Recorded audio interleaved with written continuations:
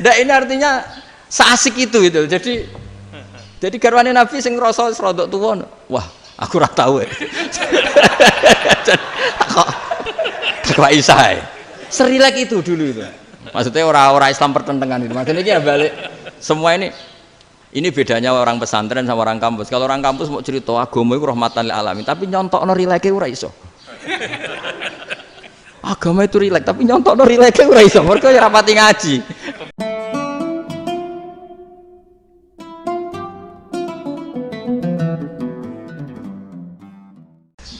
Assalamualaikum warahmatullahi wabarakatuh. Bismillahirrahmanirrahim. Rabbi shrah li sadri wa yassir li amri wa hlul 'uqdatam min lisani. Allahumma shalli wa sallim ala sayyidina Maulana Muhammadin wa ala alihi wa sahbihi ajmain. Amma ba'du. Ini yang saya hormati pertama, pengatur saya ini Profesor Dr. Haji Maskuri. Yang cara ngomong enggak kayak profesor tapi kayak jurkam. Jadi kalau ciri utama akademisi itu kalau ngomong itu teduh, datar, runtut, sehingga memaksa orang lain itu menerima karena runtutan logika yang terbangun. Ya, kalau ini ndak, pokoknya kasar gitu, pokoknya orang itu. Ini agak lazim, agak dalam dunia ilmu. Semua wakil rektor, semua yang hadir yang saya hormati, saya seperti yang dikatakan moderator, Pak Sinten. Bapak Anwar, bahwa memang saya tidak boleh terikat sama yang di belakang ini karena ini kayak apa ya, ada satu madhab yang anak-anak Unisma semuanya harus tahu, teman-teman di Unisma menjelaskan itu tidak lebih baik. Jadi karena seakan-akan belum melakukan. Indonesia itu dulu kedatangan Islam itu tidak pernah dipertentangkan antara Islam dan negara, sehingga diskusi itu sudah salah karena para wali itu tidak pernah mempertentangkan Islam dan keindonesiaan atau kebinekaan. Satu, bahwa para wali itu misinya dakwah, di mana-mana dakwah itu pasti ketemu yang berbeda, mulai beda agama, beda pilihan madhab, beda tradisi, beda kultur. Jadi itu tidak perlu dipertentangkan, tapi malah itu jadi lahan dakwah. Sehingga kita ini kalau diminta diskusi hubungan negara dan agama malah bingung, memangnya kenapa? Itu seperti dulu zaman P4, saya punya kawan di Jogja, teman saya nulis tafsir Profesor Zaini, itu pernah zaman Pak Erto disuruh sosialisasi P4 di Papua. Apa hubungan Pancasila dan UUD 45? Itu orang Papua jawab, hubungannya baik-baik saja Pak. Jadi yang unik itu ketika disuruh baca Pancasila, 1 Pancasila, 2 ketuhanan yang Maha Esa. Nah, akhirnya 6 kan? Kenapa Pancasila jadi 6? Yang unik itu ketika ditanya, ini saya melihat langsung di TV 7 itu, Indonesiaku itu. Ada anak-anak kecil ditanya, bendera ini milik siapa? Bendera merah putih itu. Jawabannya apa? Milik sekolahan Pak aja. Karena memang milik sekolah. Itu yang tanya itu kaget. Milik sekolahan Pak. Nah, tentang tema ini mohon dibaca ini langsung start ya, langsung serius karena tadi sudah kayak jurkam tadi, ini yang langsung khas ilmuwan. Ini sebagai penghormatan saya pada Unisma, ini khas keilmuan. Imam Zuhri adalah gurunya Imam Malik. Ya, saya ulang lagi ya, Imam Zuhri adalah gurunya Imam Malik. Halaman 29. Ini langsung start saya baca halaman 29. Dan ini terutama yang para punggawa-punggawa ini. Saya baca ya. Ini teks tidak ada yang saya rubah, memang persis seperti ini. Bismillahirrahmanirrahim. Yaqulu Zuhri, ini gurunya Imam Malik. Fama futiha fil islami fathun qablahu kana a'zama minhu. Innama kanal qitalu haitsul taqon nasu. Falam makanatil hudnatu wa wadu'atil harbu wa amanan nasu ba'duhum ba'da wal taqaw fatafawadu fil hadits wal munaza'ah. Falam yaklim ahadun bil islami yaqilu syai'an illa dakhala fihi. Walaqad dakhalataini kasanaten mithlu man kana fil islam qabla dzalika wa aktsar. Terus ini ngomongnya harus santai, enggak boleh provokatif. Begini, kita tahu dalam perdamaian Hudaybiyah itu poin-poinnya itu semuanya merugikan Islam. Di antaranya adalah jika yang Islam masuk kafir harus dibiarkan karena berarti masuk ke habitat asli. Karena Nabi sebelum jadi Nabi komunitas pokok itu kafir, sehingga kalau Islam masuk kafir kembali ke habitat. Tapi kalau Islam masuk kafir, kafir masuk Islam itu harus dikembalikan karena dianggap bid'ah. Maka kalau kamu dituduh bid'ah itu tenang saja dulu. Nabi itu ya dituduh ji'ta bidinin muhdas, kamu datang dengan agama yang baru. Cuma agak diteruskan wa kullu muhdatsatin bid'ah wa kullu bid'atin dalalah. Jadi orang-orang kafir dulu kalau ngomentari Nabi ya ji'ta bidinin muhdas, kamu datang dengan agama yang baru. Nabi nurut.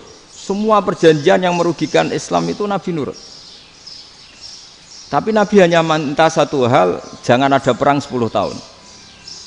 Dan orang boleh seminar, boleh diskusi tentang Islam. Ya ini dengerin betul ini. Jadi saya tidak akan provokatif, ini pakai logika. Nanti bisa dipakai disertasi doktor. Tapi saya minta orang boleh diskusi, boleh seminar tentang Islam. Akhirnya saat itu juga ada orang yang masuk Islam. Di depan tulisan itu belum kering istilahnya. Datang ke situ namanya Abu Jandal bin Suhail bin Amr. Itu datang ke Nabi, ya Rasulullah saya ini mau masuk Islam. Kata orang-orang kafir, ini pertama Muhammad kamu komitmen enggak sama perjanjian. Kalau kamu komitmen harus kamu kembalikan. Nabi bilang, ya Abu Jandal kamu kembali ke mereka, ke habitat mereka, yaitu menjadi kafir, di komunitas kafir maksudnya. Akhirnya nangis. Sayyidina Umar itu mendekati Abu Jandal, kemudian memberi isyarat supaya ngambil pedangnya. Jadi isyaratnya wong ini baca ora wis. Maksudnya orang-orang kafir. Tapi Abu Jandal nggak mau. Singkat cerita akhirnya kembali ke komunitas kafir. Tapi yang dikatakan Imam Zuhri cara analisis ini nggak bisa pakai provokatif, harus pakai analisis. Innama kanal qitalu haitsul taqon nasu. Yang namanya perang itu menjadikan orang tidak berpikir jernih. Ini poin yang diambil oleh Rasulullah. Kalau dibahasakan Nabi curi kesempatan, masuk Nabi dikatakan mencuri, meskipun itu hanya bahasa ya. Nggak mungkin lah kita bahasakan seperti itu. Saya ulang lagi ya. Kenapa ada perang berkesinambungan sampai tahun ke-8 Hijriah? Mulai tahun kedua ada perang Badar sampai tahun 8 Hijriah itu perang terus. Nabi sama orang kafir perang terus. Akibatnya apa Pak Profesor? Namanya perang itu ya nggak kau bermikir. Pokoknya agar ketemu Islam perang, Islam ketemu kafir perang nggak kau bermikir. Padahal Islam itu bisa diterima oleh akal sehat, harus lewat diskusi, lewat pengamatan, lewat pemikiran, lewat pengendapan berpikir. Makanya Nabi tahu ini masalah besar. Kalau orang perang terus, itu gak kober mikir Islam, tidak sempat diskusi tentang Islam. Makanya Nabi hanya minta satu poin. Oke, perjanjian ini saya turutin semua, tapi saya minta orang kafir semuanya boleh mendiskusikan Islam, boleh seminar tentang Islam. Mereka bilang iya, karena pikiran mereka kan diskusi paling piye. Ternyata betul, ada diskusi. Terus temanya gini, kira-kira bener di Muhammad Abu Jahal. Terus Tuhan Muhammad sama Tuhan Abu Jahal itu keren mana? Diskusi. Tuhan Muhammad itu khaliqus samawati wal ardi, yang menciptakan langit bumi. Sebagaimana kampanyenya Muhammad. Ya mereka masih jangkar bilang Muhammad. Kalau Tuhan kita, ya berhala itu yang kita bikin, yang kadang rusak, yang kadang kudanan, terus lemutan, pokoknya terus diskusi. Kita kok bener pengirannya Muhammad. Terus Muhammad Abu Jahal. Mulai dhisik Muhammad itu ora tau bodoh nih. Mulai dulu Muhammad itu gak pernah bohong. Abu Jahal, waduh, wis bodoh nih ngongkonan. Wis ribet kan? Dan semua diskusi itu mengarah ke kebenaran Islam. Wah, akhirnya ngomong kafir sing tokoh-tokoh cara Jawa yo. Wah, semane jebule masalah ini kan. Artinya gini, kalau kita ingin Indonesia damai, sebenarnya yang untung itu Islam. Karena Tuhan yang menciptakan langit dan bumi tentu gak akan diperbandingkan atau akan dikalahkan oleh Tuhan yang lahirnya saja sudah di bumi.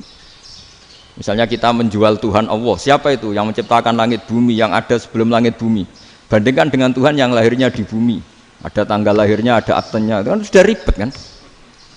Begitu juga kalau memperbandingkan tokoh, Muhammad itu siapa? Tokoh yang bisa menyatukan pan Arabik, tokoh yang begini-begini, yang sayang istri, sayang keluarga, dibandingkan dengan tokoh Abu Jahal, Abu Lahab yang corong jauh penggaweannya yang ngerugikan orang lain. Akhirnya orang itu mulai tertarik sama Islam. Makanya kata Az-Zuhri pakai bahasa dulu, falam yaklim ahadun bil Islam. Tapi kalau sekarang yang populer itu bahasa yatakallam.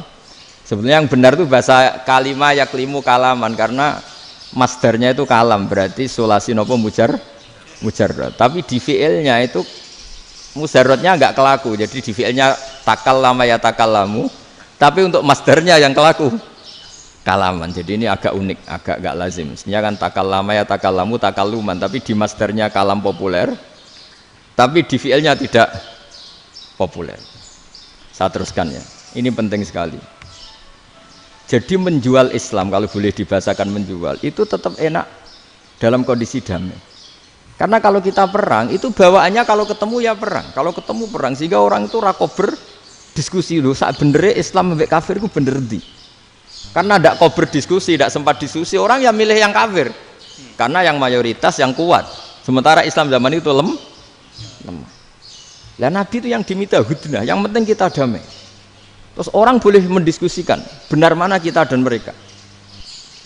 Ya setelah diskusi ya tadi kan nggak mungkin Allah yang begitu keren, hebat, pencipta langit bumi dibandingkan berhala yang mengurus dirinya sendiri saja tidak bisa.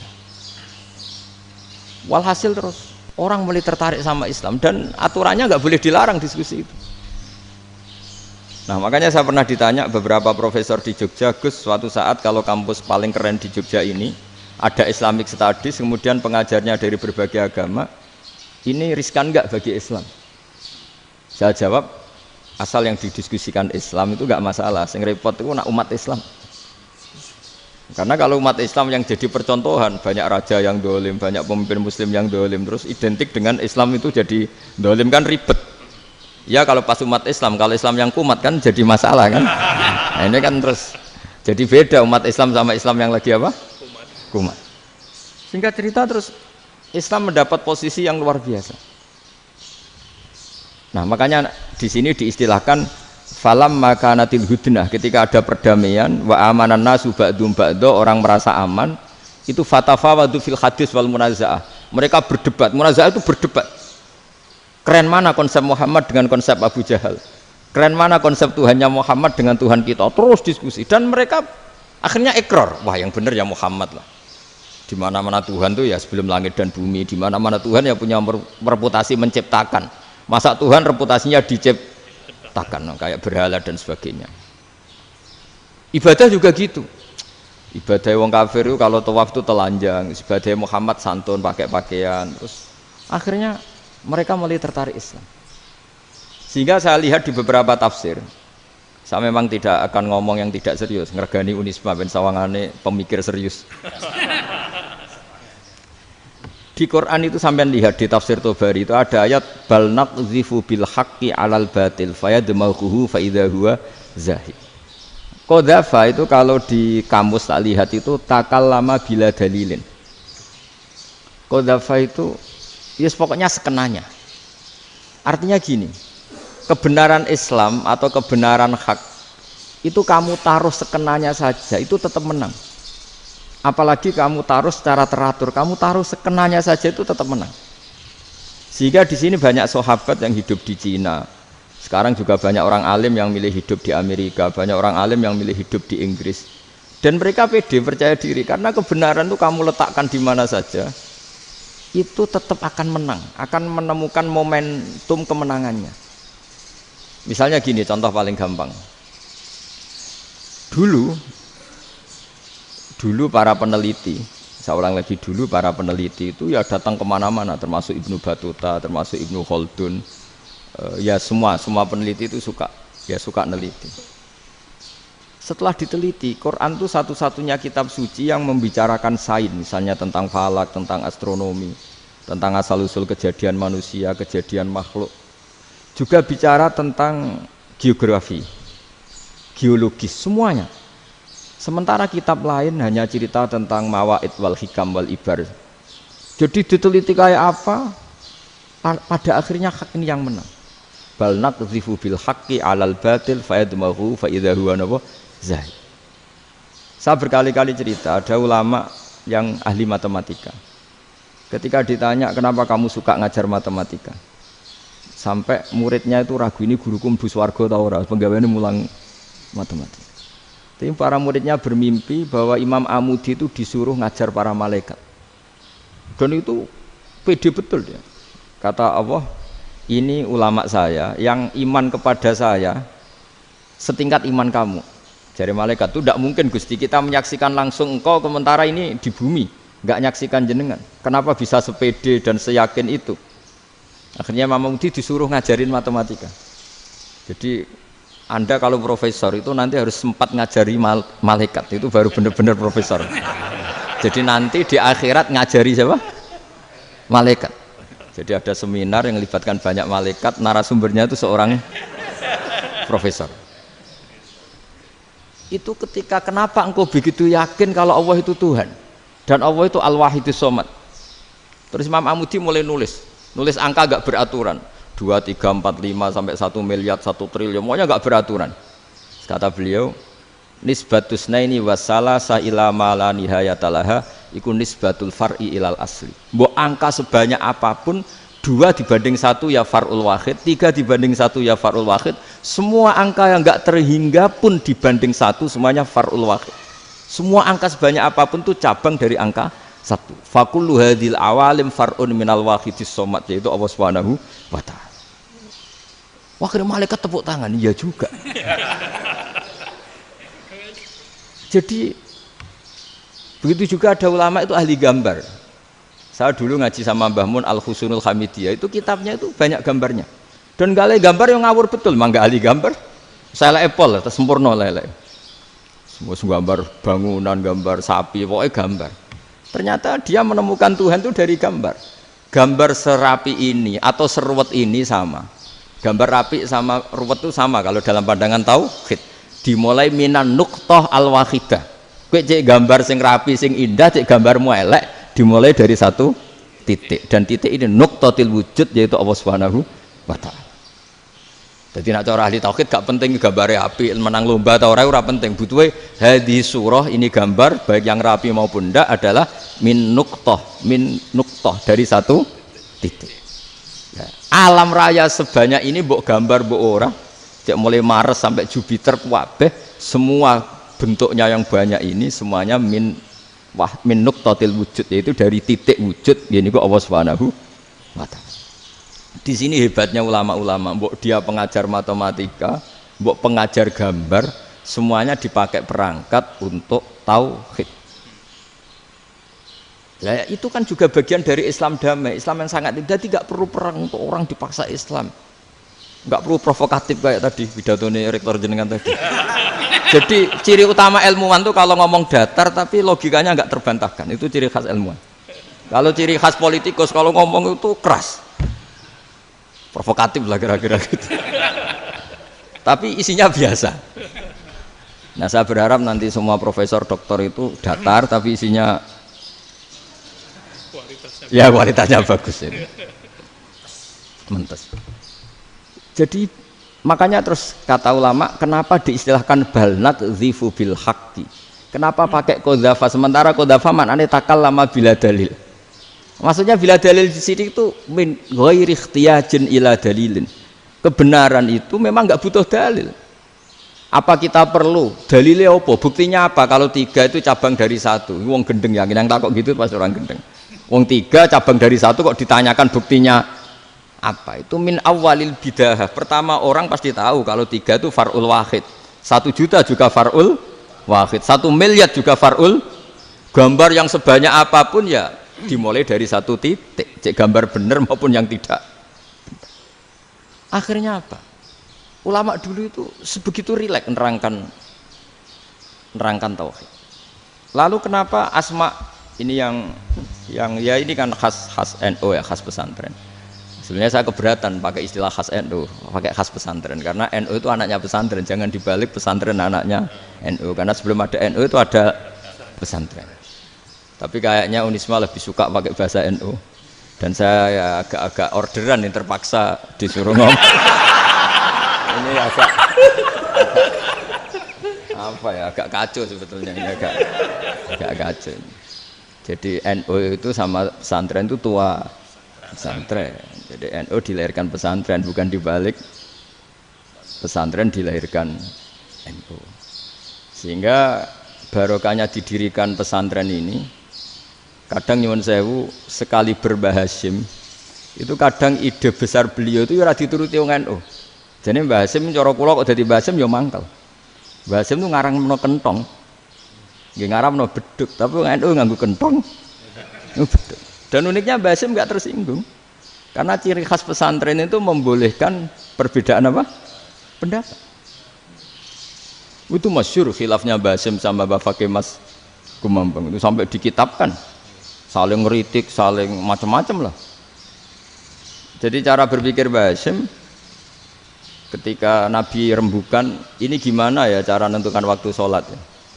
Ya pakai kentong ya Rasulullah, dzakalin nasara itu untuk orang Nasrani.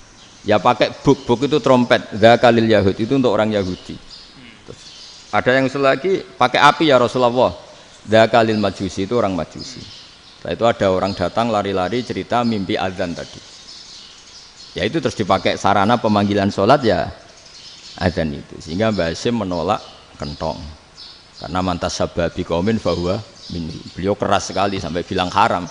Beliau judulnya ya haram, Al-Jasus Antakhrimin Nakus.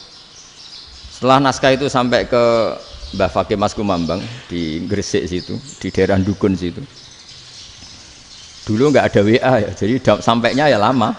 Makanya saya sampai sekarang nggak punya WA karena ya saya ulama kan, kalau WA-an terus ya jadi ulama. Nggak jadi ulama main WA-an terus itu. Nah itu termasuk rektor nggak kau bermikir itu mesti kebanyakan WA. Karena kan otaknya didikte oleh sesuatu yang masuk. Sesuatu yang dilihat itu kan pasti mendikte kita. Beda kalau yang enggak WA-an kan mikir apa kita yang menentukan. Kalau WA-an kan kita ditentukan. Mau mikir anaknya butuh apa gara-gara WA informasi Jakarta mikir Jakarta. Padahal secara kewajiban ngapain kamu orang Malang mikir Jakarta. Gara-gara WA mikir Jakarta belum selesai ada berita di Sulawesi, mikir Sulawesi. Habis itu mikir NTT. Makanya semua orang sekarang merasa tokoh nasional gara-gara informasi yang masuk itu nasional. Jadi Mas Yo RT yang mikir gimana Gus Indonesia kok. Ada RT loh. Sampai lupa kalau dia itu RT. Jadi semua orang sekarang merasa tokoh nasional. Dan itu gara-gara apa coba? Akhirnya semua orang juga punya ide tentang nasional. Harusnya negara itu gini-gini. Jebule wonge sing duwe ikon itu sapa? RT. Ribet kan? Saya teruskan, setelah naskah itu sampai ke Kiai Fakih Mas Kumambang, beliau itu marah besar. Ini harus dilawan dan saya bukan karena benci Mbah Hasyim. Beliau teman saya ketika ngaji Kiai Mahfud di Mekah. Jadi Mbah Fakih dan Kiai Hasyim itu teman ketika ngaji di Mekah. Terus cara ngelawan tuh lucu. Lucu. Gak ilmiah tapi gak ilmiah wong alim tetap ilmiah. Di mana-mana serupa itu tidak sama. Ya kalau mungkin zaman Nabi di Madinah itu zaman itu kentong itu identik dengan milik Nasrani.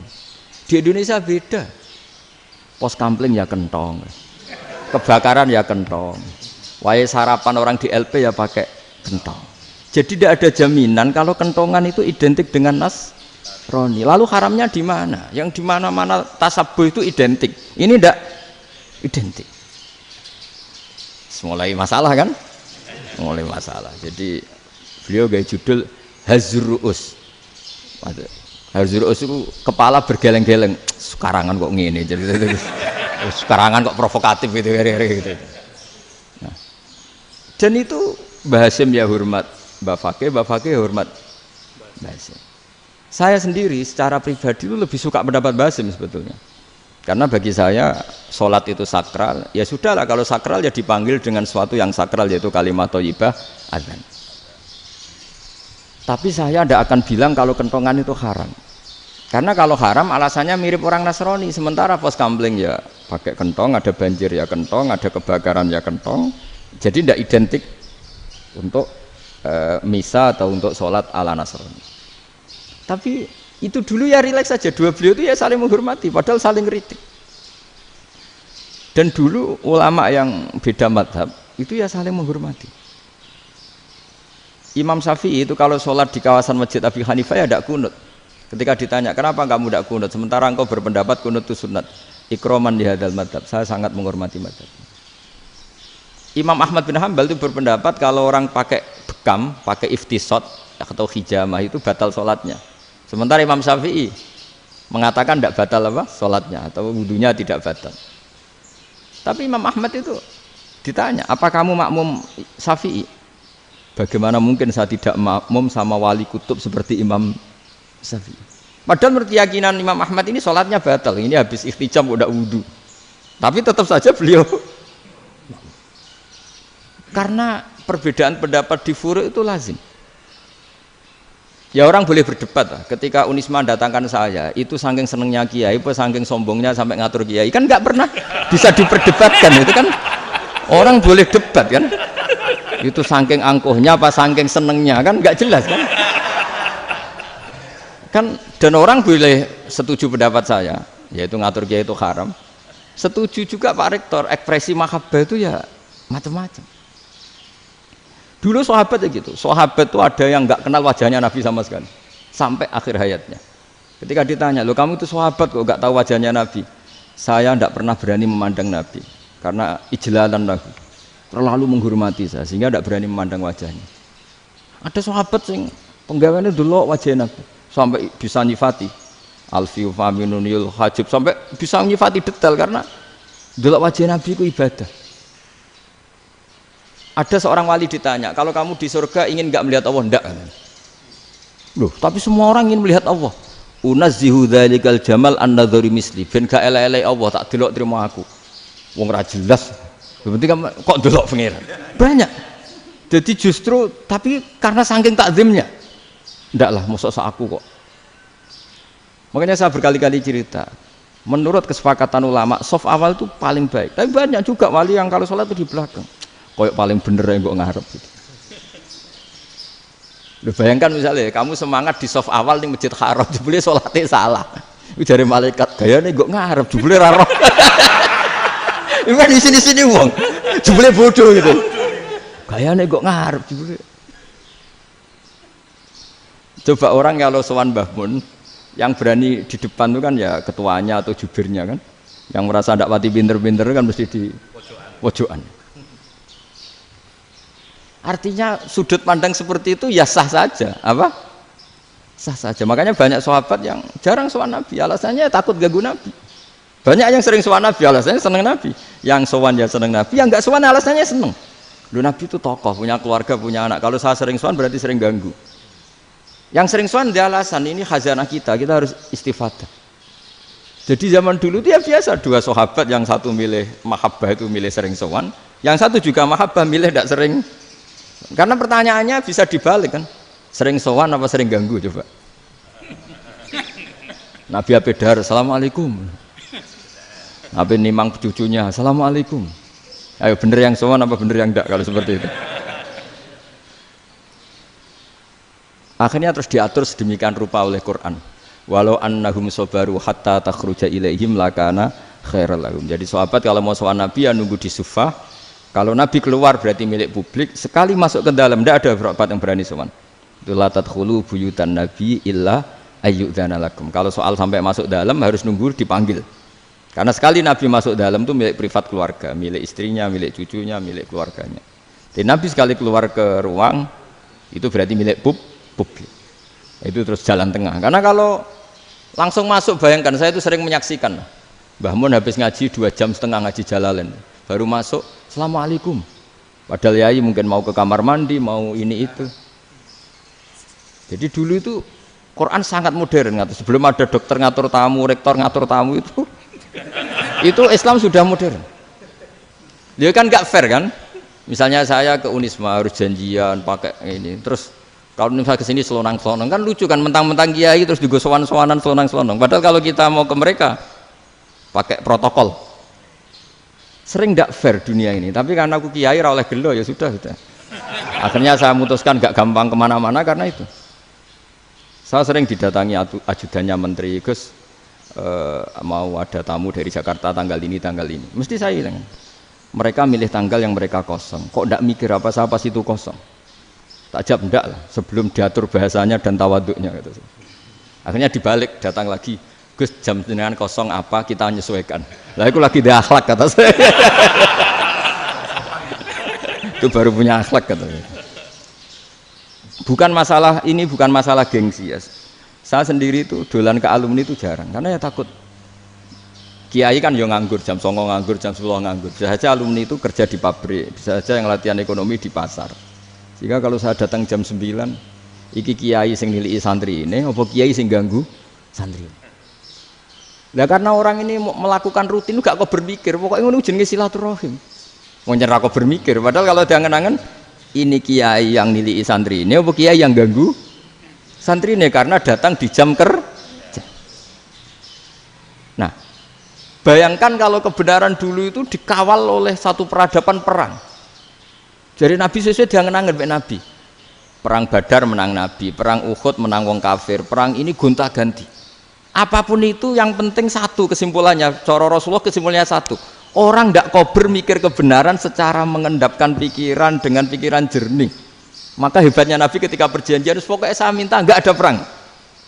Dan orang boleh mendiskusikan Islam.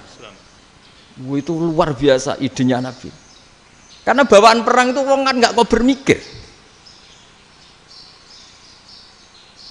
Ibarat seorang misalnya senang satu perempuan, ketemu rivalnya langsung perang kan gak mikir. Tapi kalau kau bermikir, diangen-angen cawe wedok iku ora seneng aku. Untungnya apa untuk wong ayu ora seneng, malah mau loro ati. Terus sudahlah, buruan dialihkan kemana kan gitu. Itu nak mau amen WA nan tukaran lewat SMS atau tarung langsung ora kau bermikir. Tapi kalau kau bermikir, akhirnya berpikir nih. Perempuan tadi sebenarnya yang disenangi siapa? Oke, ternyata senang Pak Erik. Sudah kita ngalah. Karena tidak ada nikmatnya kan menikahi perempuan yang sama sekali tidak mencintai kita.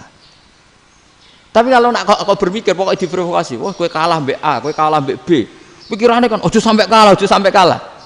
Barang wis menang ternyata ada mas. Nah bayangkan Islam itu seperti itu dulu, dipertarungkan.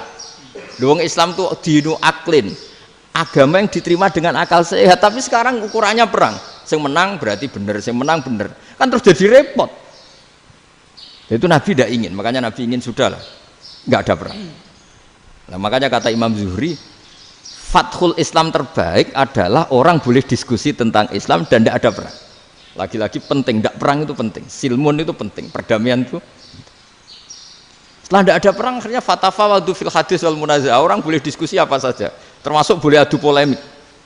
Konsep satu Tuhan dan Tuhan banyak diperdebatkan. Akhirnya Nabi secara rileks bisa menjelaskan. Muhammad, urusan kita banyak. Kalau Tuhannya satu tidak cukup, Tuhan harus banyak untuk menyelesaikan berbagai urusan. Ada Tuhan bagi rektorat, bagi macam-macam kan. Ada Tuhan untuk ngurusi utang, ngurusi BPKB, macam-macam. Terus kata Rasulullah, enak saja Nabi jawabnya. Ya kalau kamu punya majikan banyak, perintahnya beda-beda, kamu mangkel enggak, bingung enggak? Ya susah mat, kalau majikannya banyak, perintahnya beda-beda, kita jadi repot. Senang mana? Senang majikan satu.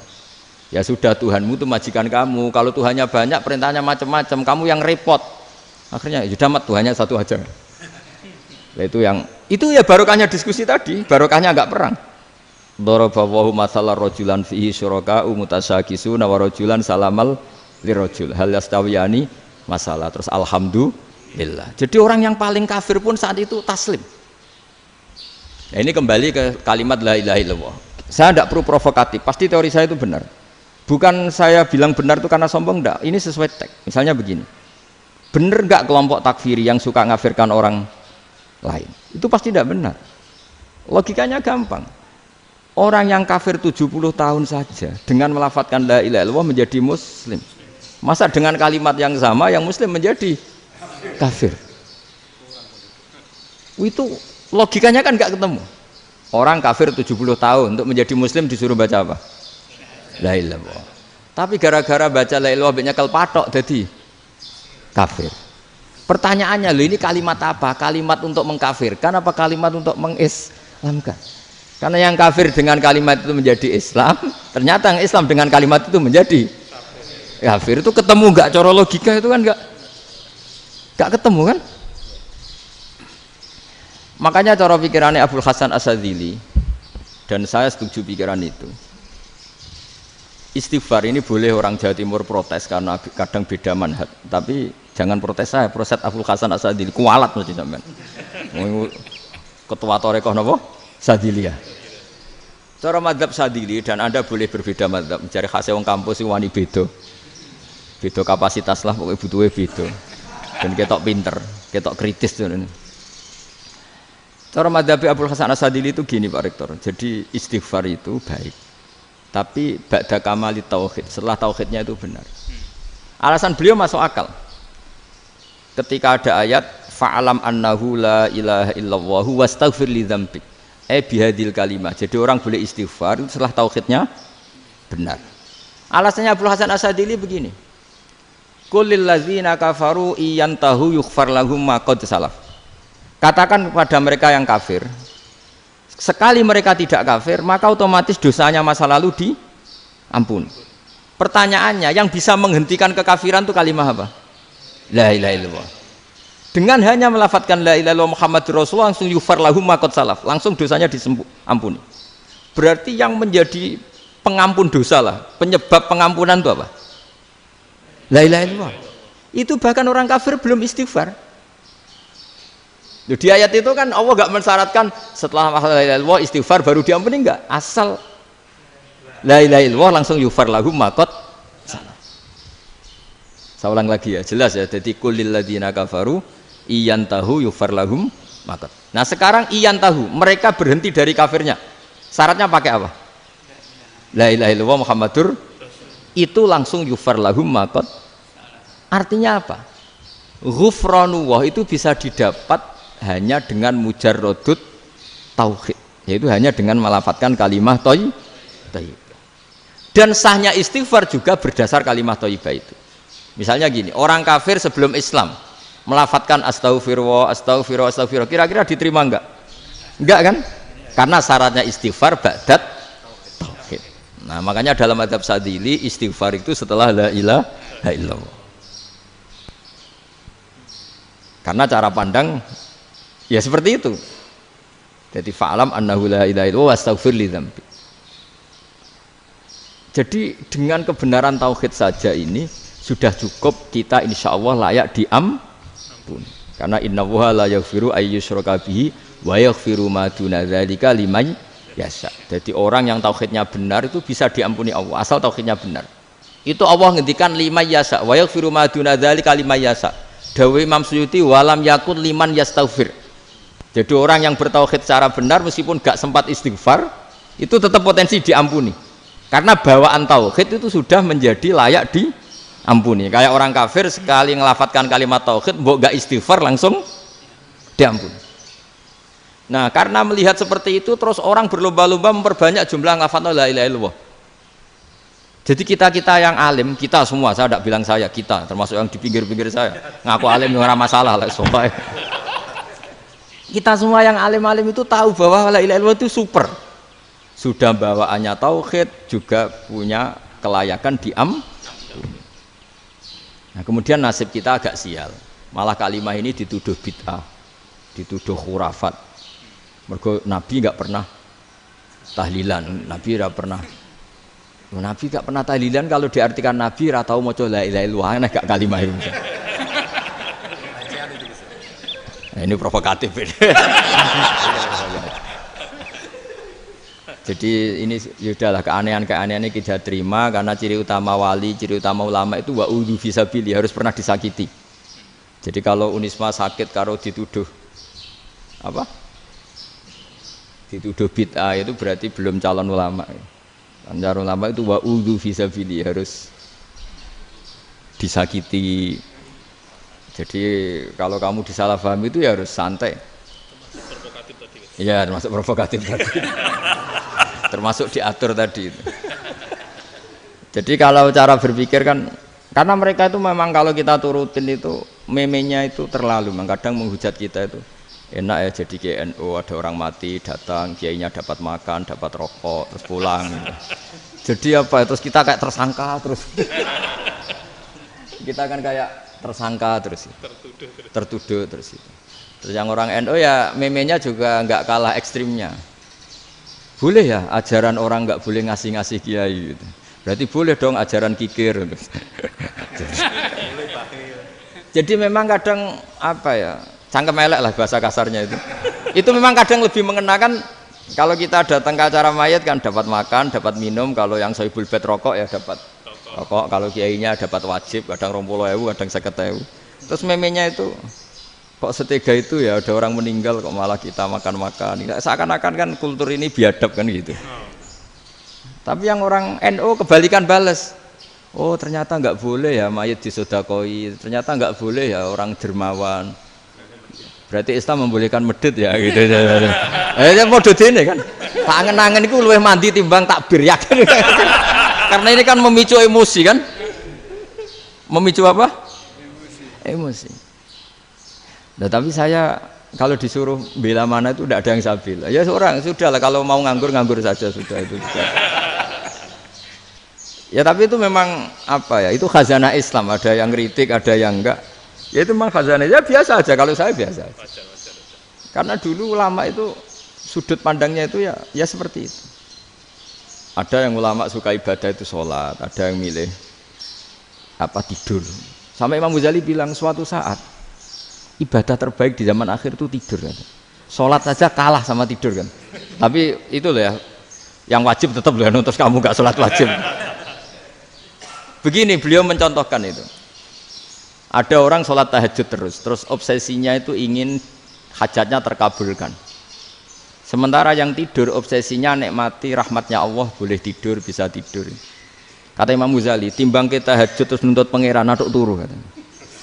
Mergo engko dia akibat terus setan memberi bisikan, "Lho nyatanya kamu tahajud ya gak terkabul." Berarti cerita bahwa Nabi ngendikan kalau doa tahajud mustajab enggak. Daripada ngono ki aduk turu ora tau ndonga. Timbang ngabri-abri Islam timbang ngelek-ngelekin apa? Islam. Jadi ulama itu mulai dulu itu sudah berpikir. Banyak orang menjadikan tahajud, sholat malam itu media untuk hajatnya. Dan kalau nggak kesampaian ini mutung. Nyalahkan kiainya ijazahnya ramandi. Macam. Daripada ngono ora usah apa? Tahajud turu. Dan jenis kayak ini tuh banyak. Makanya ulama kayak saya itu saenake dhewe itu ya jarak. Saya sering didolani mukhibin terus bilang, "Gus saya doakan gini-gini saya mau nyalon bupati atau saya gini." Saya bilang, "Gak waduh ra ndonga, nek ra mandi darane ulama dongane ra mandi." Nak mandi kamu jadi bupati tetap nganggep karena beli. Sopo sing ra roh bupati saiki gak beli. Ribet kan? Ketika mereka jadi ngunsurkan doa kamu apa karena kemarin beli? Yang beli maksudnya nggak beli nggak usah tersinggung. Jadi ribet ngadepin. Nggak artinya gini loh, boyo doa itu jangan dipakai begitu loh. Kalau minta nasihat tak nasihati jadi bupati yang baik, gubernur yang kalau minta doa itu resikonya. Akhirnya kiai kalau diminta doa ya doa sebenarnya diisinya itu nggak doa kemenangan. Itu nggak selamat gitu. Karena ribet. Makanya Islam itu doa itu setelah iman. Aturan iman benar baru doa. Aturan iman benar termasuk Allah itu yaf'alu ma yasha, boleh melakukan yang dikehendaki. Allah enggak boleh terdikte oleh doa kita, enggak boleh. Ya saya ulang lagi ya, madzhab Hasan Asyadzili ini khas kita. Jadi la ilaha illallah itu didahulukan sebelum istighfar. Tapi kebalikannya madzhab Imam Sanusi itu dibalik. La ilaha illallah itu kalimat yang sakral. Karena yang sakral dibutuhkan muqaddimah. Yaitu yang melafadzkan harus yang sudah bersih, yang sudah steril baru melafadzkan la ilaha illallah. Maka dalam madzhab Sanusiyah istighfar dulu baru la ilaha illallah. Nah cara madzhab Abul Hasan Asyadzili kebalikan, istighfar itu sah setelah sahnya tauhid. Kamu ikut mana tuh? Asyadzili apa Sanusiyah? Alhamdulillah sama-sama tidak paham ya sudah. Akhirnya sudah. Iya sih nggak kemana-mana kan gitu. Jadi apa ya? Terus ini saya teruskan ini biar khas pesantren atau khas NU lah kalau bahasa Pak Rektor khas NU. Ini Ben sampean tahu beberapa perbedaan itu lazim. Halaman 24. Ya, halaman 24 sama 25. Tak baca, ini masih orisinil. An Sufyan bin Uyainah, ini juga gurunya Imam Syafi'i. Kata Sufyan bin Uyainah, beliau cerita, kana Isa wa Yahya alaihi salam ya'tiyanil qaryah. Fayas'alu Isa an syirari ahliha. Wa yas'alu Yahya an khiyari ahliha. Jadi Nabi Isa dan Nabi Yahya itu satu generasi, sama-sama masih muda. Kalau di satu kampung yang Nabi Yahya tanya, ini keluarga terbaik siapa? Saya mau nginap di situ karena kumpul orang baik itu nyaman. Kalau Nabi Isa kebalikan, keluarga terburuk mana ya? Saya tak di situ. Nah, terus akhirnya faqala lahu Yahya, lima tanzilu ala syirarin nas. Kenapa kalau kamu bermalam kok malah kumpul orang-orang yang nakal? Innama ana tabibun udawil mardo. Saya ini nabi ibarat dokter. Di mana-mana dokter yang ngumpuli yang sakit, ngobati yang sakit. Makanya di NU itu ya banyak Kiai Jazab mengumpuli yang nakal-nakal. Nak tepak yang ngentas yang nakal, nak ora tepak ya katut. Ini adu nyali lah sudah gitu. Tapi itu ada ilmunya, yaitu niru Nabi siapa? Isa. Kalau kamu dokter penelitian tuh cari daerah yang banyak pandemi apa yang bersih? Yang banyak pandemi, karena yang namanya penelitian ya di situ kan. Kalau kamu dakwah ngentas kemiskinan, ke daerah miskin apa daerah kaya? Nah, sama kalau ngentas kefasikan, ke daerah fasik apa daerah orang soleh? Fasik. Ya, tapi itu Nabi Isa. Nah, kalau kamu tidak Nabi kan potensinya kan ngadut itu. Tapi setidaknya bahwa kita sering disalahkan karena punya beberapa tokoh yang ngancani fasik-fasik, itu sebenarnya ada dalilnya, yaitu Nabi siapa? Isa. Nah, terus masalah tegas dan lunak. Ketika ada mahasiswa misalnya pacaran, boncengan lanang dan perempuan, itu pilihan kita apa? Kalau tegas, terus gak mau mendengar kita. Misalnya gini contoh gampang, tak beri contoh Pak D. Jangan orang tua, nanti secara fikih itu beda. Nah ini kan kita orang pesantren, biasa ngaji fikih detail. Kamu Pak D seorang perempuan, mahasiswi misalnya, sering pacaran. Setiap ke situ sama pacarnya kamu diam saja. Padahal kamu dosen keislaman. Mesti pamanaan kamu nyimpulkan, ternyata pacaran itu tidak apa-apa. Buktinya Pak D itu tidak negur, menengahi. Ini berarti as-sukut alal mungkar. Tapi kebalikannya, Pak D ini terkenal keras. Nak rono mesti radiaku ponaan. Akhirnya yura rono. Mesti ngerti nak mesti diamuk. Nah, dua orang ini sama-sama gagal kan? Yang lunak menjadikan ponaannya pacaran terus karena enggak negur sehingga dikira membolehkan. Sing keras juga agak sempat bina wong rono era wani. Akhirnya dua orang ini sama-sama enggak ketemu, sama-sama enggak berkesempatan membina kan? Gagal membina kan? Karena yang keras ponaannya enggak pernah situ, berarti enggak bisa bina kan? Yang lunak membiarkan berarti juga ada bina. Nah, Islam itu antara dua itu. Ya agak terlalu lunak, enggak terlalu keras. Karena kalau terlalu keras, misalnya ada kiai terlalu keras. Lu masyarakat mau tanya itu gimana? Lari kan? Lu saya ini punya pengalaman pribadi. Saya ini kan kecelok orang alim. Itu kalau pernah ya saya itu berusaha ya pokoknya ya umumnya orang alim lah. Tenang, terus anteng, enggak gejlok-gejlokan. Itu enggak ada yang tanya. Saya mimpi ketemu beberapa ulama itu disalahkan. Terus umat saya kalau mau tanya itu ke siapa? Wong alim wis wibawa, meneng tambah banget wibawane. Kalau Quran sering gojlok rektor macam-macam. Terus wong wanita kok, saya biasa ke pasar pandangan dicegot orang. Gus, putri saya itu sering keluar darah tapi melebihi batas haid gini-gini. Kalau badhe sowan jenengan, gak usah sowan ning kene mbek ngadeg-ngadegan. Terus tanya, yang haid berapa hari, Gus? Ya supaya rudat ilal adat. Adat sebelum dia punya penyakit istihadah itu berapa? 6 hari ya sudah, kembali 6 hari lainnya mustahadah, tetap sholat, tetap normal. Tapi kalau saya wibawa, moro pasar go tasbih duwilu. Iku mesti wong salaman njaluk donga yakin lho. Tapi baru kayak rada uraan ketemu wong-wong, dol ning ndi? Mak ning ndi? Gus beneran Gus ketemu jenengan kula wingi badhe tuwa kok. Akhirnya tanya. Dadi uraanku iku amdan. Lho nek sampean asli, iki asli uraan. Karena ndak uraan lah tetap ndak wibawa kan. Jadi baru kayak uraan itu ya banyak. Saya itu kalau ngantor di Jogja itu banyak orang yang tanya. Ya biasa tuh tanya macam-macam. Karena saya uraan. Ke pasar ya orang, bahkan di bis sering ketemu orang, wah beneran Gus kalau badhe sowan jenengan badhe tanya ini. Ya sudah di sini aja. Jadi semua itu diilmoni. Nah, Nabi itu punya sisi yang dua-duanya jalan. Memang beliau luar biasa, dipilih Allah yang luar biasa. Nabi ketika wibawa itu banyak sahabat yang bahkan mengenali wajahnya aja tidak bisa. Ka'anna ala ru'usihim at-toir. Bayangannya seakan-akan di kepalanya itu ada burung yang takut terbang, saking antengnya. Tapi Nabi sekali mengeluarkan job, sekali santai, itu sahabat tanya itu sampai yang nggak pantas ditanyakan. Nabi saya tadi kumpul istri saya, tapi tidak inzal, itu wajib mandi ndak. Aro'aita law anna ahadana ya'ti imro'atahu walam yunzil. Itu ya ditanyakan. Nabi pun kumpul itu betul saged inzal sepundi. Guys betul lagi. Terus ya ada yang tanya macam-macam. Ya saking ada sahabat dipanggil Nabi tambah lari, dipanggil lagi tambah lari. Panjenengan nyeluk, oh pas kula kumpul bojo kula. Lah kula kuwatir jenengan orang suci, saya belum mandi, makanya saya lari. Nabi ngendikan innamal mukmin thahir, ya nak masalah ketemu kiai ra apa-apa ijek junub. Sementing kok nak salat kados sik. Tapi Nabi sekali pakai madzahirul jalal, tapi pakai wibawanya, itu orang enggak berani ngomong. Tapi sekali Nabi rileks, itu orang bisa tanya apa saja, termasuk halal yang enggak pantas. Lalu ada sahabat itu tanya lucu, tanya Maimunah. Maimunah itu ya cantik tapi sudah agak tua lah. Maimunah, ya umal mukminin, hukumnya ngambung bojo pas Ramadan piye? Wah gak roh aku, gak tahu diambung kan Nabi pas Ramadan.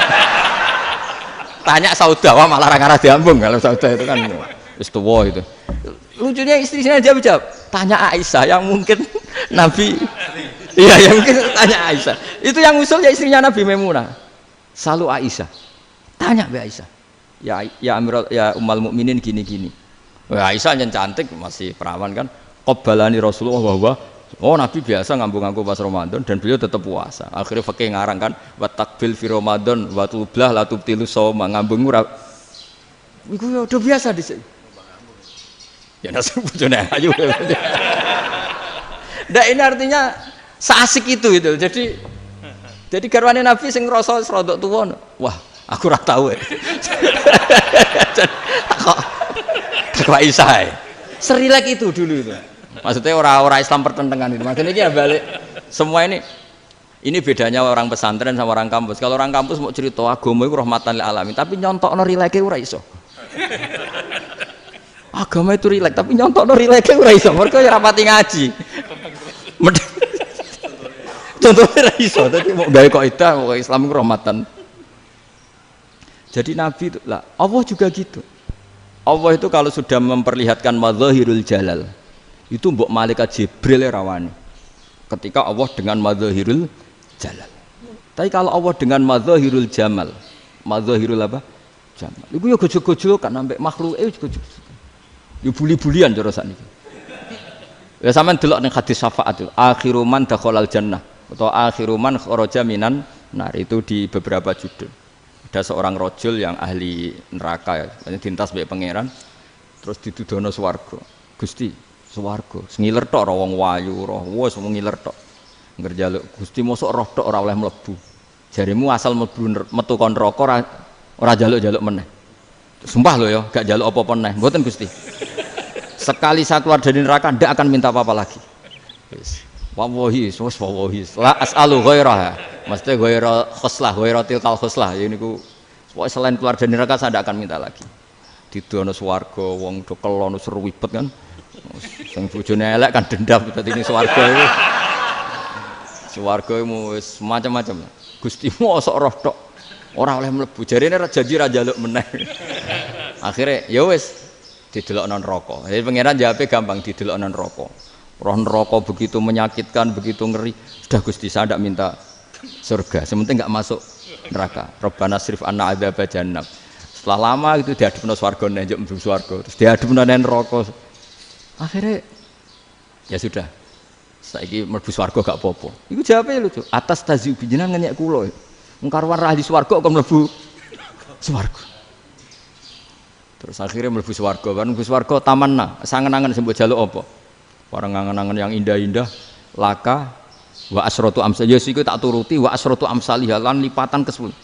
Jawabe wong lanang ya lucu. Atas taziu bi wa anta rabbul alamin. Jenengan pangeran kok ngenyekan. Maksudnya wis karuan aku ora pantes.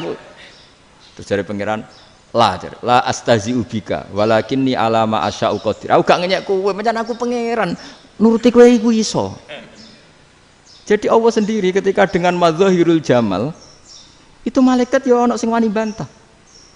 Masyhur itu kan malaikat sing bantah pangeran ataj alufiya mayufsidu fiya wa yasfikut. Karena Allah dengan madzahirul jamal. Yang paling masyhur Nabi Musa. Nabi Musa itu ketika Nabi Mi'raj. Nabi Mi'raj itu beliau kira-kira di langit keempat lah yang masyhur atau kelima. Ngelangkai. Nabi Musa menangis, "Ya Rabbi, ini apa-apaan? Orang sing ja'a ba'di kemudian melangkai makom saya, ini apa-apaan?" Jadi Nabi Muhammad kan apapun hebatnya kan junior. Kok melangkai makom saya ini apa-apaan? Enggak fair. Sampai Nabi Muhammad itu tanya gini sama Jibril.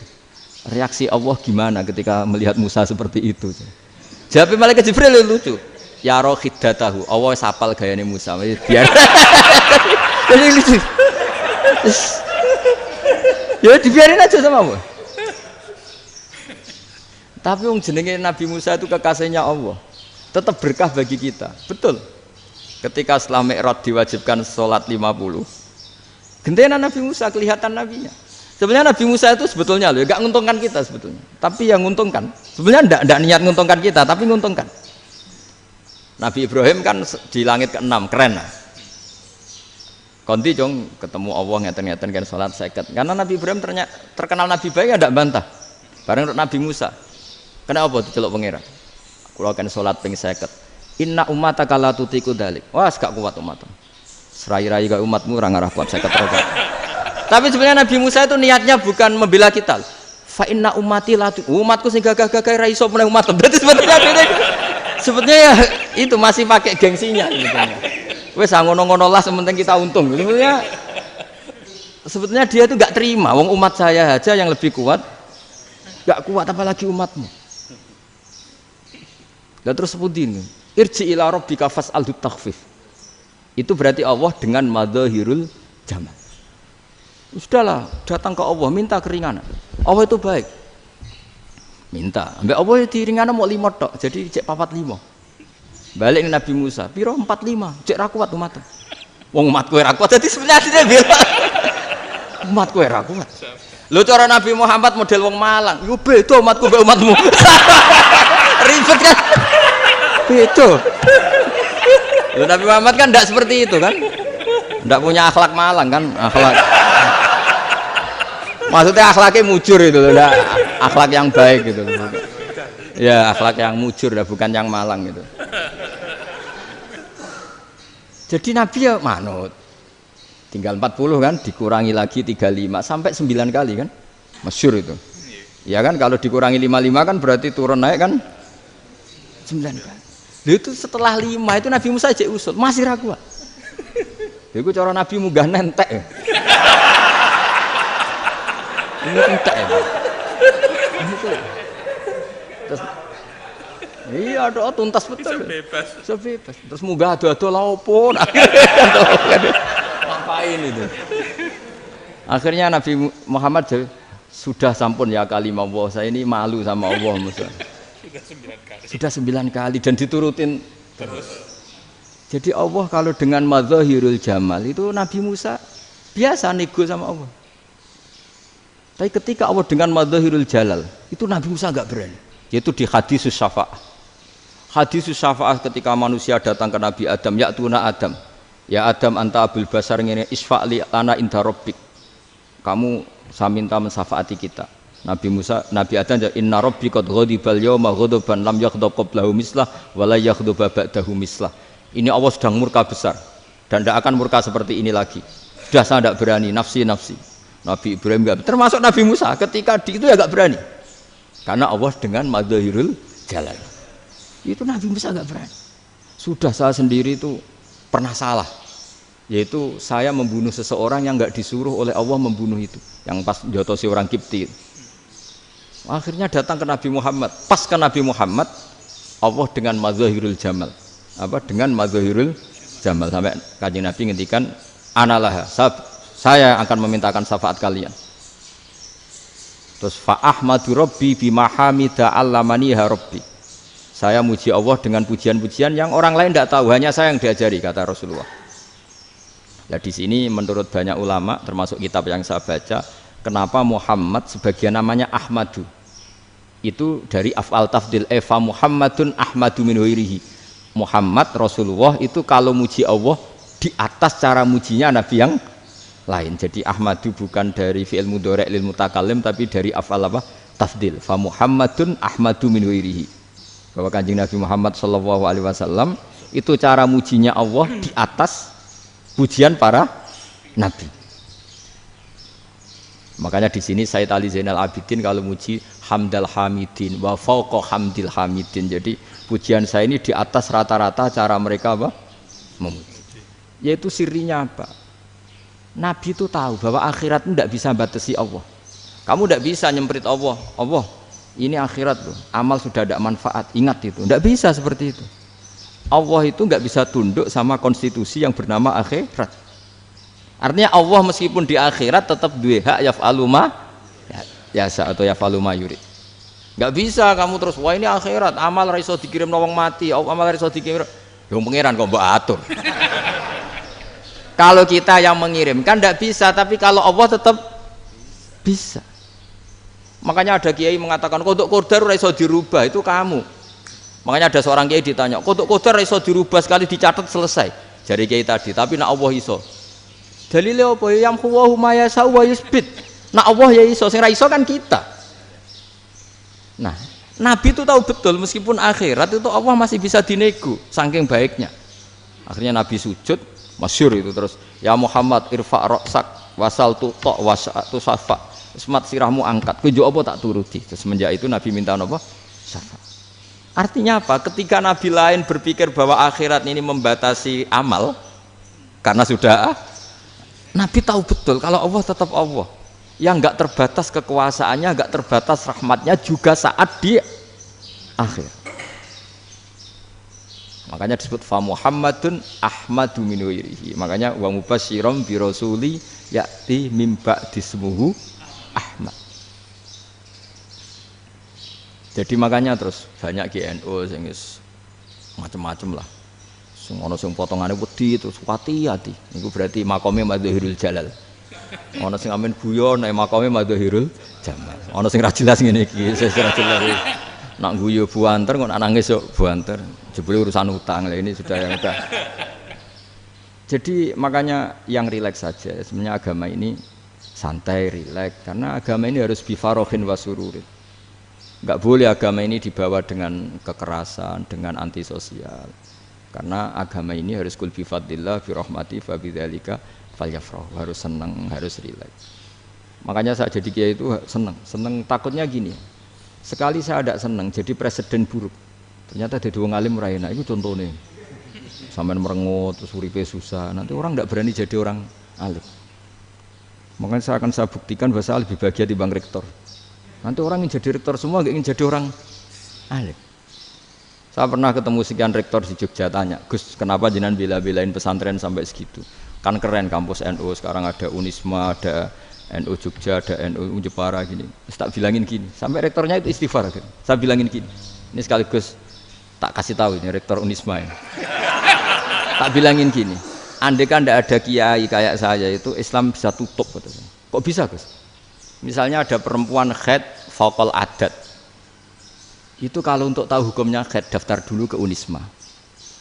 Daftar dulu kan? Setelah daftar nunggu pelajaran haid.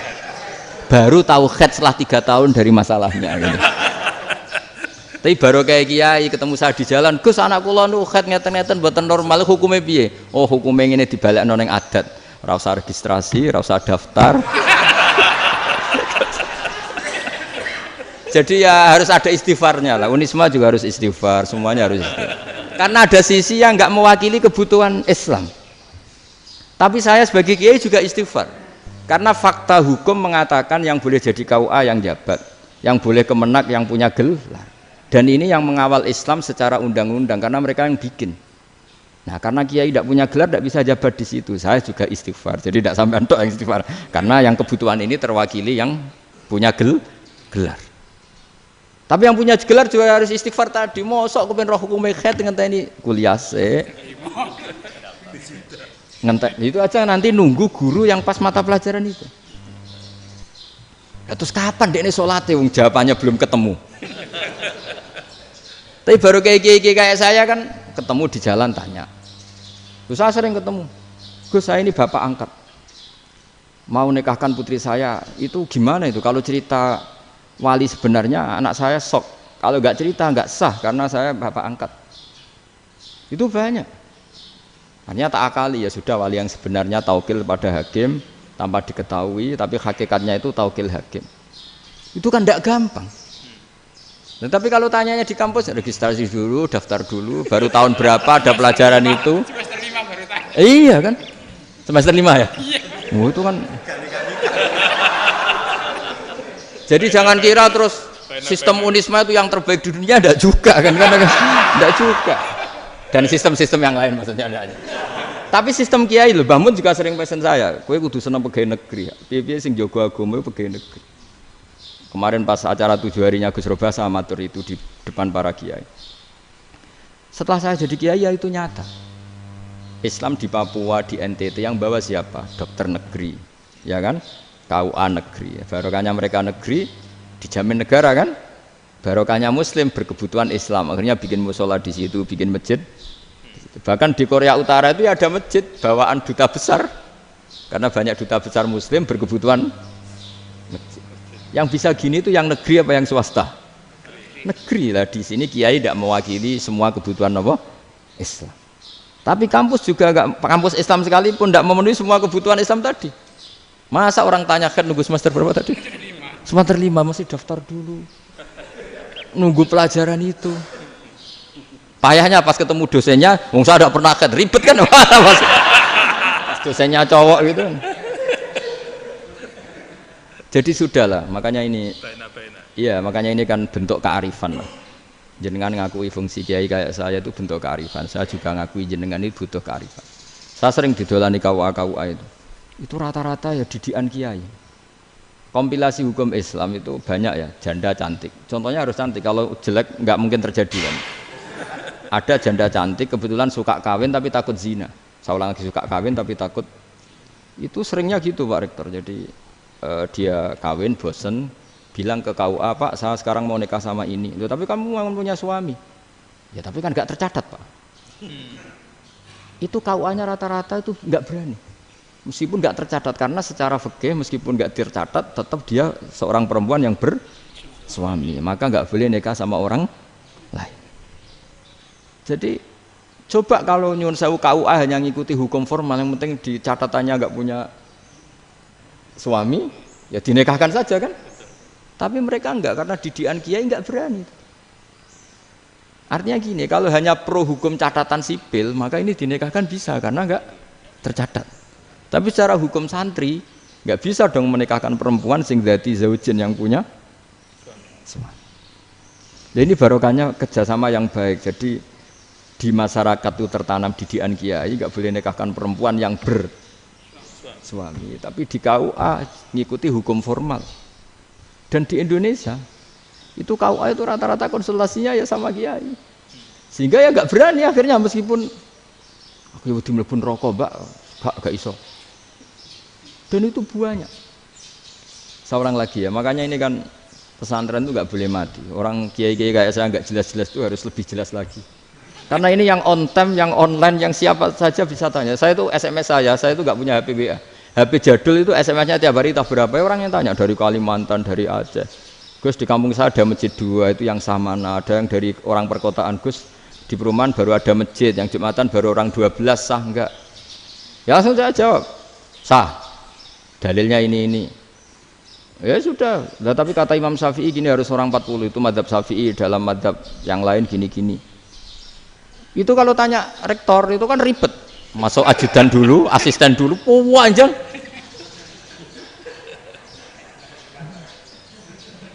Wah itu kan ribet kan? Manggil dosen, dekan VAI dipanggil, dekan VAI nggak mau langsung jawab, cari dosen yang nekuni itu. Usul fikih, saya nekuni itu baru seminar, nunggu dulu mbak, ini orangnya baru. Panjang kan? Bisa tutup Islam kalau kesuwen. Coba kalau tanya kiai kan enggak ketemu di jalan. Dulu Mbah Zubair kata Mbah Mun. Saya termasuk santri yang diapresiasi Mbah Mun. Dhisik Mbah Zubair ya ngono, anak nong takok ape sowan gak oleh. Gak takok ning kene ae. Jangan biasa ditanya orang ngadeg-adegan. Ya alhamdulillah ilmunya cukup, kalau gak cukup ya kok sik. Jadi sebetulnya orang sopan itu ya agak-agak ada yang ditutupi sebetulnya. Mboten prayogi teng dalan nginjang mawon matur. Ya sebetulnya sebenarnya memang ilmunya agak cukup gitu. Tapi itu sebenarnya secara fikih itu haram, menunda itu haram. Ya haram tuh, coba bayangkan ya, kalau tanyanya sekarang, Gus saya ini sudah keluar darah 1 bulan penuh, padahal normalnya hanya 6 hari. Saya nanti sholat enggak? Kalau nginjang mawon dugi kula, berarti kan hari ini belum ada keputusan. Sholat apa enggak kan? Tapi karena modus tadi, boten prayogi nggih ngendikan ngoten teng dalan nginjang tengen kula. Itu kemungkinannya 2, sopan atau goblok, itu saja. Kayaknya kalau sopan enggak lah. Kayaknya enggak lah kata saya. Karena secara fikih itu jelas haram. Bagaimana mungkin sesuatu yang harus dipraktekkan nanti duhur dijawab besok, berarti duhur, asar sampai subuh belum ada jawaban, berarti enggak ada sholat kan? Ya, makanya dibutuhkan orang-orang alim yang kultural seperti ini, dan NU menghormati kultural. Tapi Mbah Mun juga sangat menghormati Islam formal, karena tadi produk-produk formal itu bisa dilembagakan oleh negara, dan itu kita ikut untung. Makanya Mbah Mun itu kalau punya tamu KUA, punya tamu polisi sampai pejabat itu.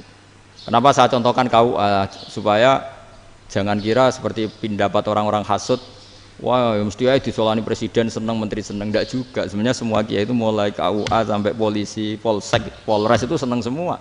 Karena sama-sama diajak mengawal bangsa ini, diajak mengayomi semua masyarakat. Tapi kadang-kadang masyarakat ngeritiknya, jenenge kiai disolani menteri ya seneng presiden. Padahal yang sowan kiai itu ya mulai KUA, Kapolsek, kepala desa, RT, Mudin.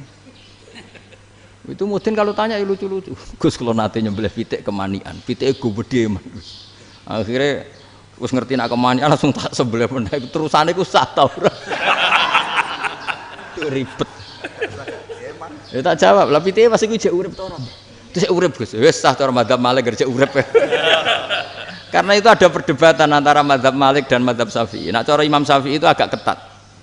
Hewan yang punya kehidupan sudah mutharibah, misalnya ayam jago, contohnya harus jago, karena kalau ayam kecil diikhlaskan haram. Jadi yang cilik wae kan gitu.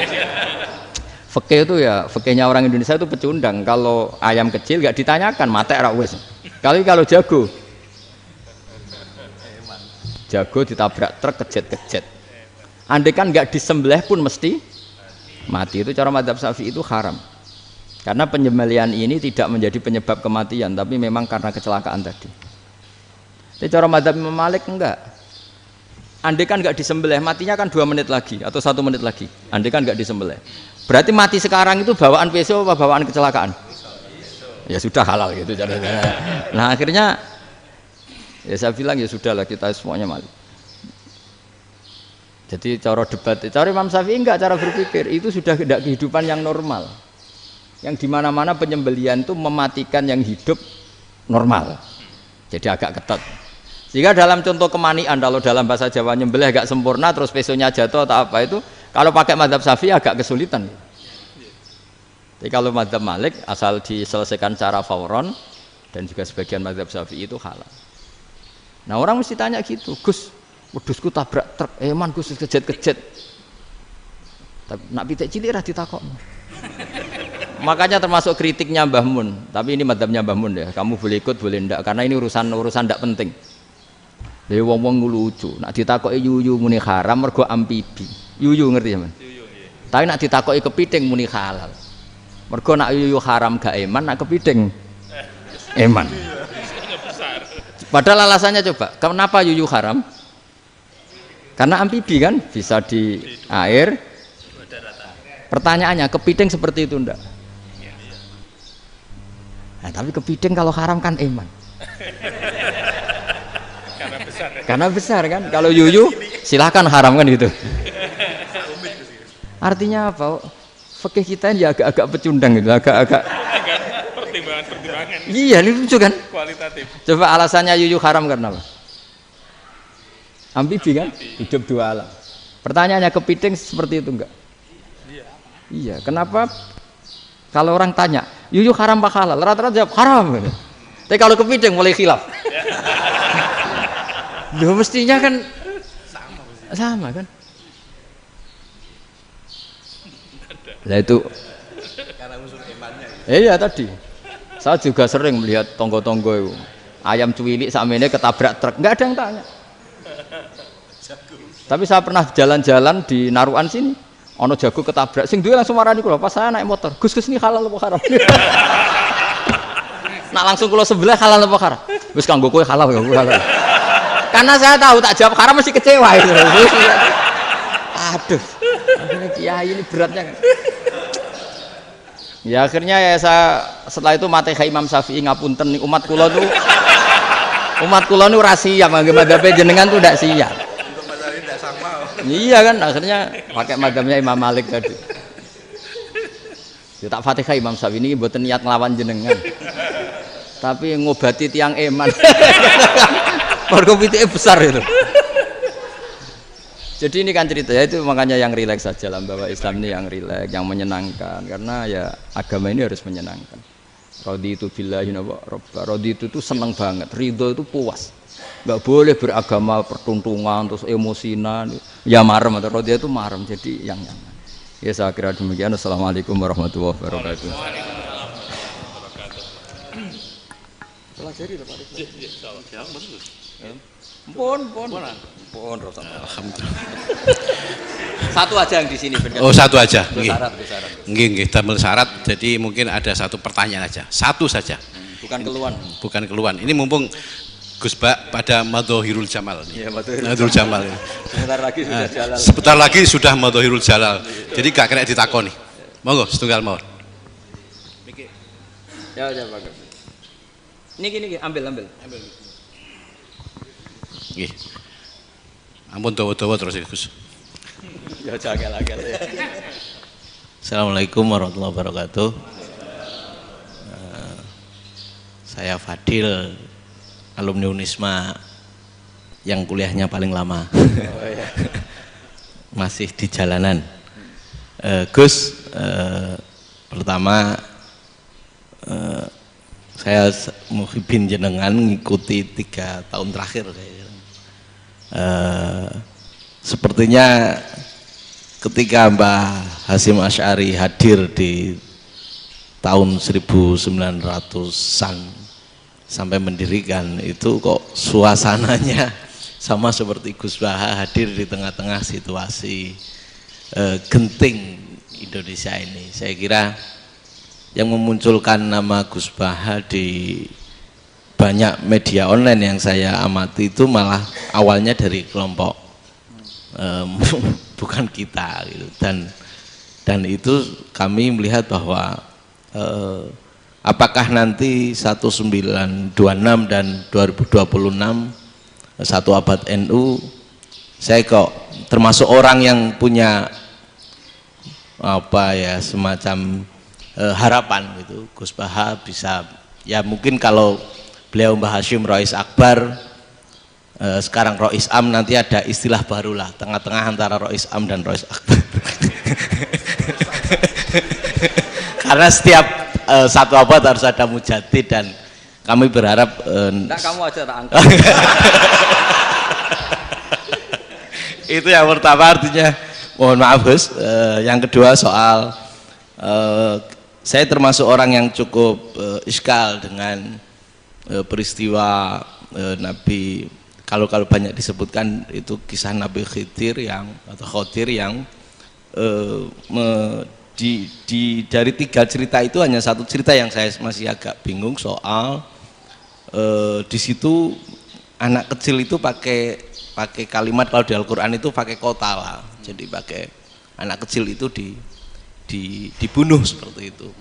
Jadi ada istilah yang apakah memang saat itu ada syariat yang membolehkan atau memang ada sesuatu yang secara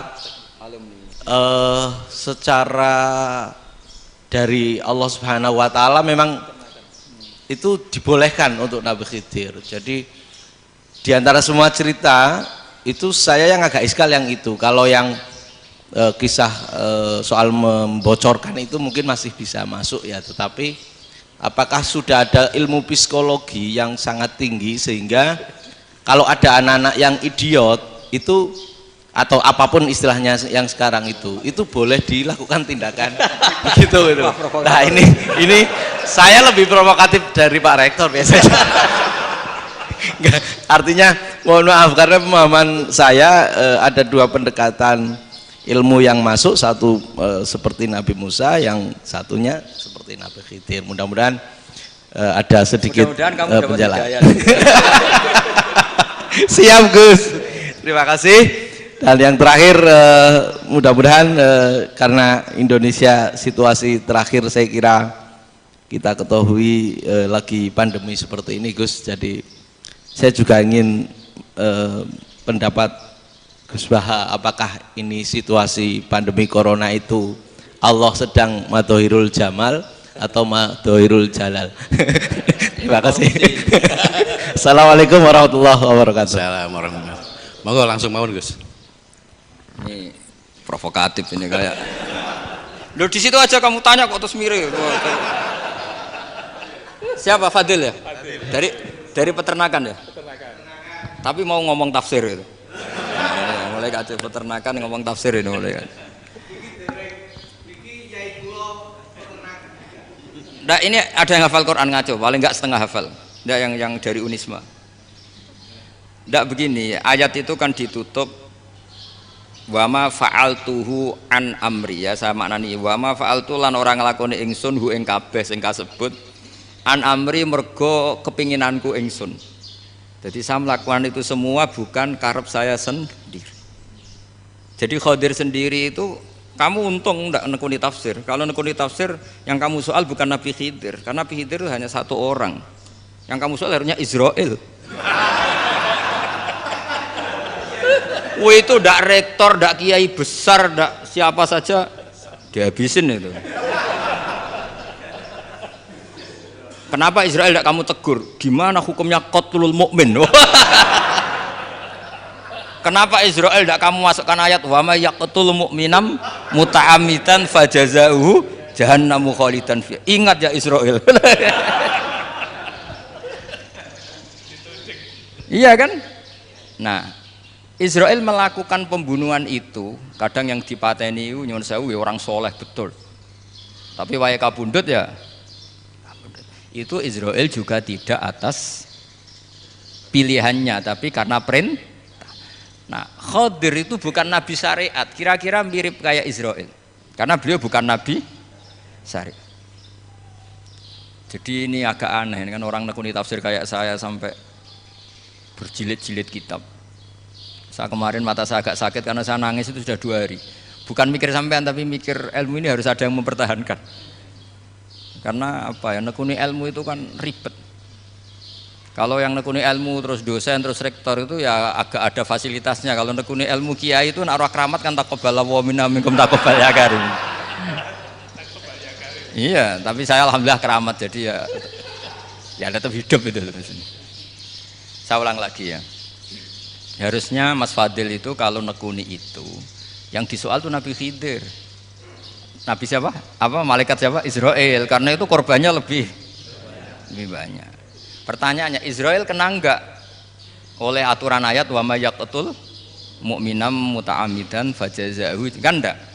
Karena semua itu wa ma fa'altuhu an amri. Saya lakukan ini. Mungkin ngaji kamu enggak khatam sih mau delok fakotalah itu. Itu Nabi Khidir pasti tersinggung, nggak baca belakangnya itu.